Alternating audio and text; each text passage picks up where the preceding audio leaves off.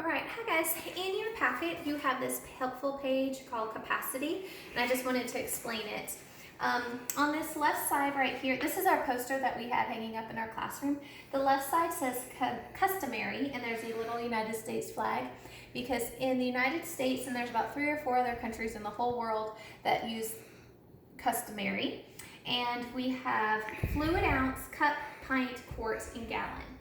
On the right side, if you notice, it says the metric system.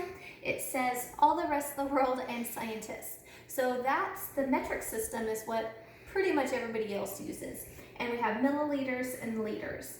And I just wanted to show you some examples of some different types of measurements. So I'm going to start with the customary. That's what we use in the United States. So if you're cooking or any recipes, it uses that.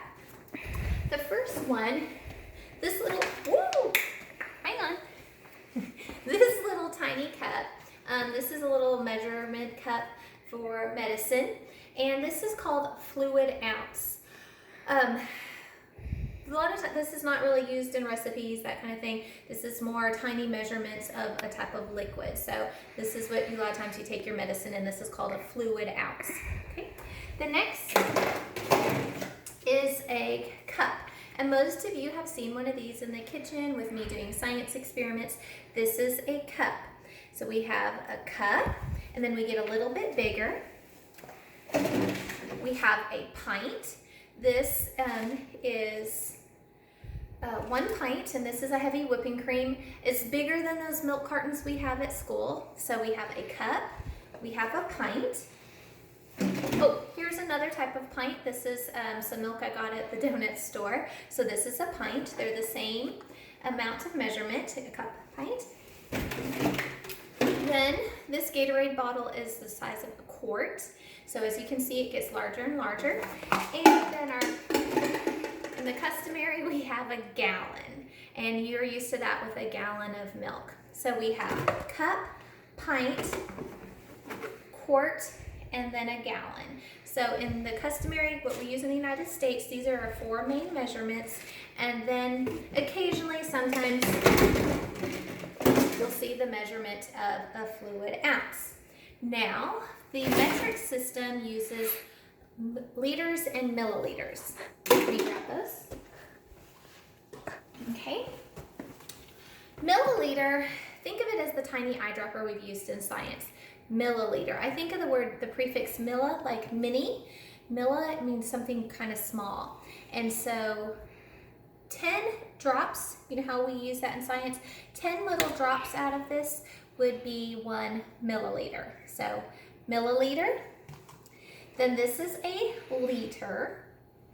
And those are our 2 units of measurement in the metric system. Milliliter and liter. Pretty easy. They only have 2. A lot easier than the customary.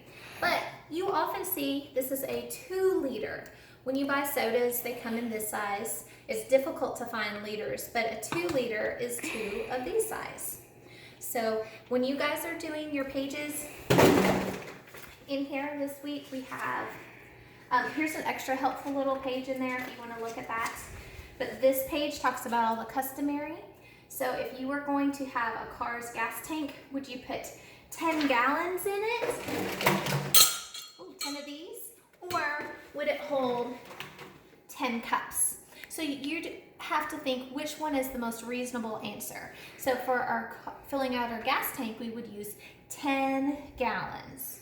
Okay, so you can circle that answer, and that's an S. So number 1, you put the letter S, and then you can find the riddle right there.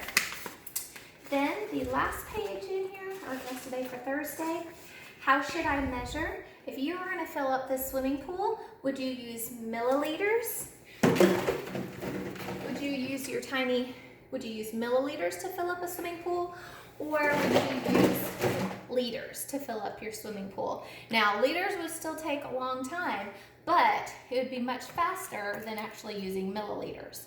So if we have to decide between the 2, what would we use, milliliters or liters? You would choose liters, okay? If you have any questions about anything, email me, you can call me, watch this video again, ask your parents or an older brother or sister or a cousin for help. Okay, I miss you guys. Bye.